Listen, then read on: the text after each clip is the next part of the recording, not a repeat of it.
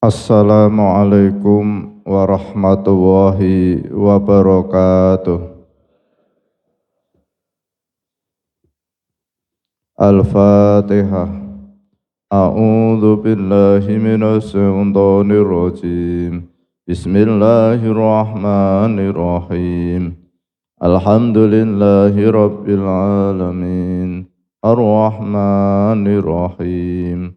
Maliki yaumiddin. Iyyaka na'budu wa iyyaka nasta'in. Ihdinas siratal mustaqim.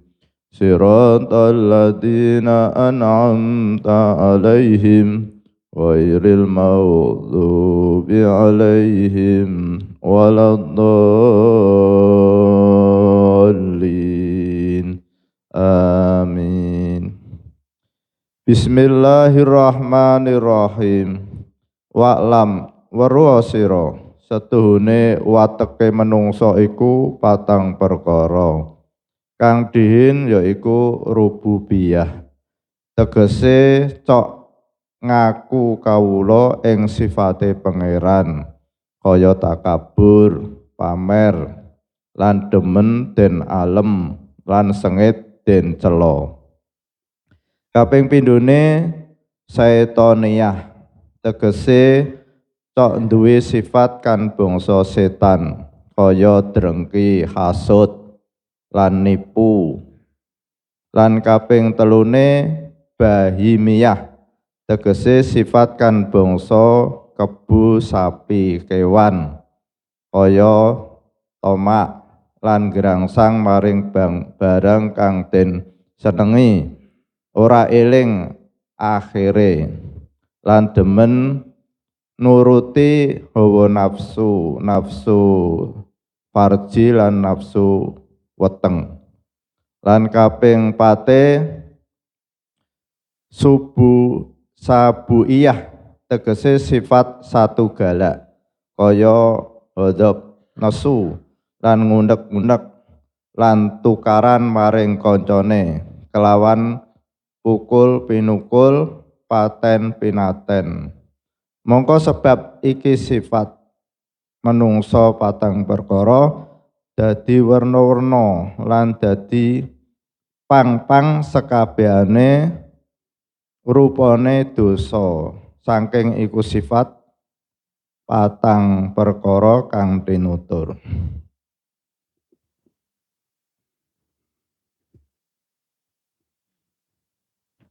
Bismillahirrahmanirrahim.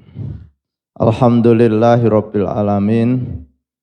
Pagi hari ini kita tetap istiqomah mengkaji kitab karya Maha Guru Ulama Nusantara Simbah Kyai Haji Sholeh Darat As-Samaroni. Semoga memberikan manfaat bagi fiddini wad dunya wal akhirah. Amin Allahumma amin. Pagi hari ini kita mengkaji tentang diri kita. Jadi manusia itu diciptakan oleh Allah Subhanahu wa taala dibekali yang namanya hawa nafsu dan juga dibekali dengan akal pikiran. Ketika manusia itu dikuasai oleh hawa nafsu, maka dia lebih hina daripada hewan.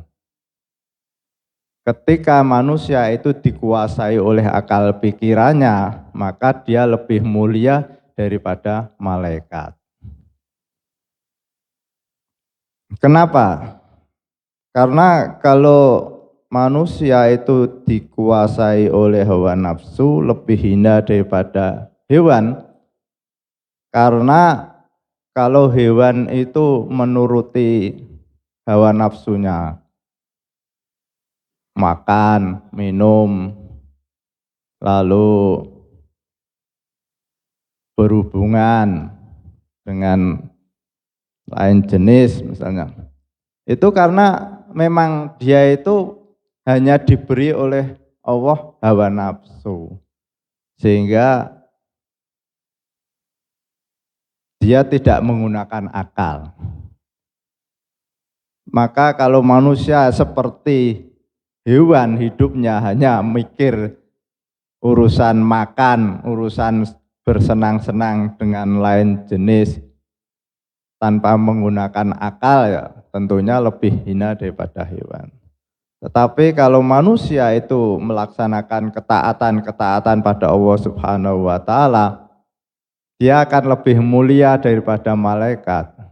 Kalau malaikat itu melaksanakan sujud, melaksanakan rukuk, taat pada Allah Subhanahu wa taala, sudah otomatis, karena malaikat itu tidak harus berjuang melawan hawa nafsu. Malaikat sujud, rukuk itu tidak mikir minum, tidak mikir makan, tidak mikir kepentingan-kepentingan lain, sehingga otomatis dia bisa taat. Sedangkan kita untuk bisa melaksanakan sholat, untuk bisa melaksanakan perintah-perintah Allah itu melalui perjuangan yang panjang. Karena kita punya hawa nafsu. Mau sholat, kadang-kadang perutnya lapar, harus mikir, ini di rumah ada beras atau tidak.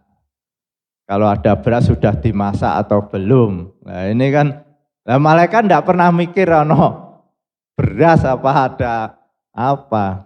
Kalau diperintahkan sujud, ya sudah sujud terus. Nah, kita diperintahkan sholat, setelah sholat mikir, wah nanti malam makan apa, menunya apa, itu sehingga kita itu untuk bisa melaksanakan perintah Allah itu harus melawan hawa nafsu.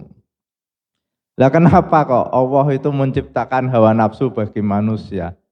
Karena dalam rangka mempertahankan agar manusia ini tetap ada di dunia ini, maka dibekali oleh Allah Subhanahu wa taala yang namanya hawa nafsu.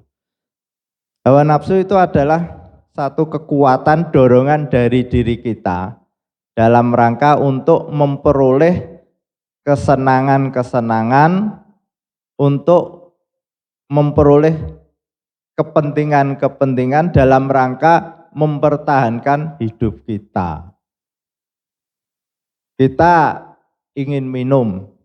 Kalau kita tidak ada dorongan dari dalam kita untuk minum, maka kita akan innalillahi. Atau mungkin keinginan untuk makan. Kalau dalam diri kita tidak ada dorongan untuk makan, maka kita juga akan meninggal. Maka oleh Allah, agar manusia itu tetap hidup, diberilah yang namanya hawa nafsu. Dorongan untuk minum, dorongan untuk makan. Begitu juga karena manusia itu ada keterbatasan hidupnya di dunia, maka agar ada generasi yang meneruskan kehidupan di dunia ini, maka diberilah dorongan yang namanya nafsu syahwat. Sehingga ada satu keinginan untuk berhubungan dengan lain jenis.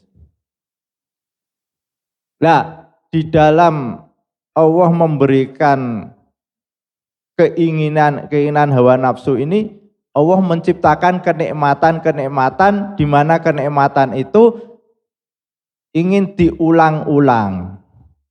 Jadi ketika manusia diberi dorongan untuk minum, setelah minum terpenuhi nanti akan muncul dorongan lagi, dan ketika minum itu akan ada rasa nikmat sehingga ingin mengulang lagi. Begitu juga makan ketika lapar ada dorongan untuk makan, dan ketika makan itu ada nikmat yang Allah titipkan di situ. Begitu juga ketika ada dorongan untuk menyalurkan nafsu syahwat, maka itu ketika dipenuhi ada nikmat yang Allah berikan pada kita ketika melakukan itu. Sehingga orang itu ingin mengulang-ulang untuk melakukan itu, karena ada kenikmatan-kenikmatan yang ada di dalam pelaksanaan itu. Nah, yang menjadi persoalan bagi kita itu, jangan sampai diri kita itu dikuasai oleh hawa nafsu. Sehingga pikiran selalu berpikir untuk menuruti hawa nafsu. Misalkan ada beberapa hal yang kalau kita tidak kendalikan itu akan menjadikan diri kita itu hancur. Satu contoh, nafsu makan dan minum, nuruti kepentingan perut.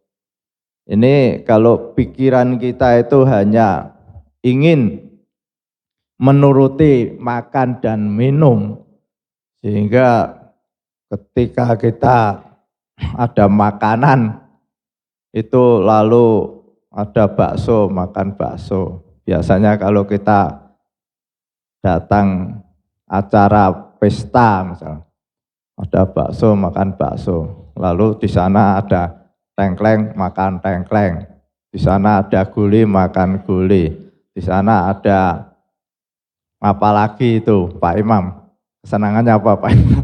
Itu lalu diambil semuanya. Nah ini kalau tidak kita kendalikan, ya kita secara lahir mungkin akan diare. Karena menu yang bermacam-macam itu di perut kita itu akan prosesnya itu akan susah. Baru makan bakso, makan es krim. Nah, itu di perut nanti baru panas jadi dingin. Bisa-bisa pulang pesta nanti cepet-cepet ke belakang gara-gara diare. Itu secara lahir. Secara rohani ya kita termasuk orang yang menuruti hawa nafsu. Dan dipandang itu ya orang kok rakus banget. Semua dimakan semua. Ada bakso dimakan, ada sate dimakan, ada wah ini. Nah, maka itu harus kita kendalikan. Begitu juga nafsu syahwat. Nafsu syahwat ini harus dikendalikan. Kalau enggak dikendalikan, sudah punya istri satu, ingin punya istri dua. Sudah punya istri dua, ingin punya istri tiga. Sudah punya istri tiga, ingin lagi punya istri empat. Sudah punya istri empat, ingin lagi sampai 70. Pernah saya dengar itu ada orang istrinya sampai 70 itu. Lah ini apa ini? Lah terus pikirannya itu terus hanya dikuasai oleh keinginan. Kalau ada orang bilang bebek itu kurang ajar, masa ada bebek betina 40 diperkosa semua. Ya namanya bebek itu kan hewan, tidak punya akal, ya tidak kurang ajar. Memang dia perbuatannya seperti itu. Jadi bebek satu memperkosa bebek betina 40 di kandang di. Nah itu bebek. Tapi kalau manusia masuk seperti bebek. Karena manusia punya akal pikiran. Lalu rakus. Ini juga karena kita menuruti hawa nafsu sehingga kita punya akhlak yang namanya rakus. Rakus ini harus kita hilangkan dari diri kita. Ya seperti tadi sudah punya persediaan yang banyak masih kurang. Sudah punya uang 10.000 ingin 100.000, 100 terus. Sehingga dalam pikirannya itu tidak pernah ada rasa puas tentang apa yang diperoleh. Sudah punya istri satu, ingin punya istri dua, sampai terus. Nah, ini maka nanti kita harus bisa mengendalikan yang ketiga, yaitu kekuasaan. Nah, ini. Dalam diri kita itu ada dorongan untuk bisa menjadi orang yang berkuasa. Tapi kekuasaan ini jangan sampai menguasai diri kita. Sehingga ketika kita ingin berkuasa itu lalu apapun dilakukan dalam rangka untuk memperoleh kekuasaan itu. Entah itu mendolimi, entah itu menganiaya, yang penting saya berkuasa. Nah ini nanti dari keinginan berkuasa inilah yang akan melahirkan perbuatan-perbuatan yang bersifat syaitoniah maupun hewan yang tadi disampaikan oleh Mbah Kiai itu satu galak, hewan buas. Orang karena ingin berkuasa lalu rela temannya didolimi, temannya dibunuh karena ingin berkuasa. Jangan sampai mengganggu kekuasaan saya. Barang siapa yang mengganggu kekuasaan saya akan lepas kepala dengan badannya misalnya. Nah ini karena ada dorongan untuk berkuasa. Lalu yang keempat itu egoisme. Dalam arti orang lain jangan sampai ikut berkuasa, orang lain jangan sampai ikut kaya, orang lain jangan sampai bahagia. Ini dalam diri kita ada dorongan-dorongan situ. Yang berkuasa saya saja dan keluarga saya. Orang lain jangan berkuasa. Atau mungkin yang kaya saya saja dan keluarga saya, orang lain jangan kaya. Ini akhlak-akhlak yang buruk yang nanti dalam kitab ini akan kita kaji. Bagaimana kita menghindari dari akhlak-akhlak yang buruk. Yang kelima yaitu boros. Boros ini bagi kita, karena kita tidak orang kaya, biasanya itu waktu. Waktu yang kita buang-buang. Sehingga kita itu akan menjadi rugi akibat pemborosan waktu-waktu. Bagi kita, waktu itu sangat berharga. Sehingga kita harus pandai-pandai mengelola waktu itu.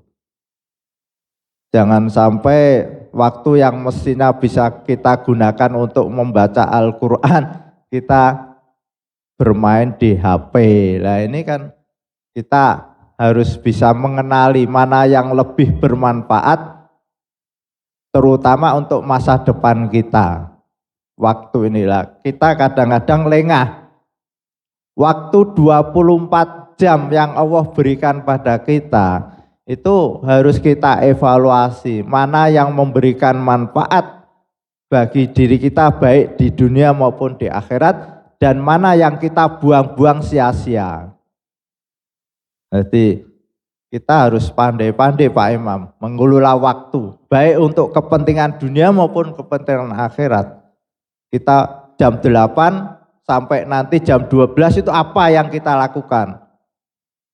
Kalau kita masih produktif, kita bekerja, kita menghasilkan uang, kita gunakan untuk kerja itu. Tapi kalau kita sudah tidak ada aktivitas, kalau PNS sudah pensiun misalnya, kalau kita wira swasta sudah tidak mampu untuk mengelola usaha, maka kita harus mengalihkan kepentingan-kepentingan untuk masa depan.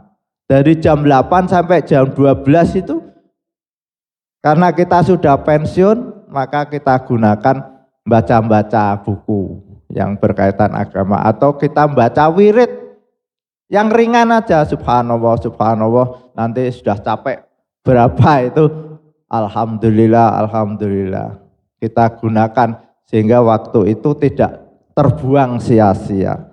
Lalu yang berikutnya itu bohong. Nah ini akhlak yang buruk yang muncul pada diri kita itu kadang-kadang bohong. Orang lain mungkin tidak tahu, tapi diri kita pasti tahu bahwa kita itu melakukan kebohongan. Nah ini, apalagi dengan adanya media itu kita harus selektif. Jadi ketika ada berita-berita yang kelihatannya bohong, jangan kita share. Nanti kita ikut terlibat dalam kebohongan itu, karena seolah-olah kita juga akan sulit berita ini bohong atau tidak, sehingga kita lebih selektif. Berikutnya adalah akhlak itu yang juga harus kita hindari, itu dengki. Nah, dengki ini harus kita jauhkan dari diri kita. Orang dengki itu ingin orang lain itu menderita. Dan dirinya itu juga rela untuk menderita, sehingga ketika dia ingin menghancurkan orang, agar orang itu hancur, dia rela berkorban mengeluarkan uang sebesar apapun, yang penting musuhnya itu hancur. Ini dengki. Maka kadang-kadang orang itu karena dalam dirinya ada rasa dengki, dia rela mengorbankan hartanya, waktunya, pikirannya, tujuannya satu, orang lain tuh yang dimusuhi itu hancur. Ini kan dosa besar. Lalu dendam lah, dendam ini juga merusak diri kita. Tiap hari kita berpikir, nih Pak Imam bagaimana, hancur ini. Kok enggak hancur-hancur misalnya. Mencari celah kapan ada peluang untuk menghancurkan Pak Imam ini. Itu dendam. Jadi dalam diri itu masih ada rasa marah yang disimpan, menunggu, ibarat bom itu kapan, waktu untuk meledak itu kapan. Maka ini harus kita hindari. Lalu sombong. Nah, ini sombong ini juga kita harus jauh-jauh untuk menghindari akhlak yang muncul dari hawa nafsu. Itu ada yang namanya rasa sombong. Nah, ini termasuk bagian dari ingin bahwa kita itu merebut yang hanya untuk Allah Subhanahu wa Ta'ala. Maka kan itu kesombongan bukan pakaianmu tapi pakaian Tuhan. Nah, itu kadang-kadang kan itu. Jadi kita sebagai manusia tidak boleh mengambil hak Allah. Hanya Allah yang berhak sombong, sedangkan kita itu tidak boleh. Bapak Ibu yang saya hormati, ini masih banyak, nanti kita sambung hari berikutnya akhlak-akhlak yang harus kita hindari, dan juga di sini nanti bagaimana akal kita untuk melawan akhlak-akhlak itu sehingga kita bisa membersihkan dari hati kita akhlak yang buruk itu.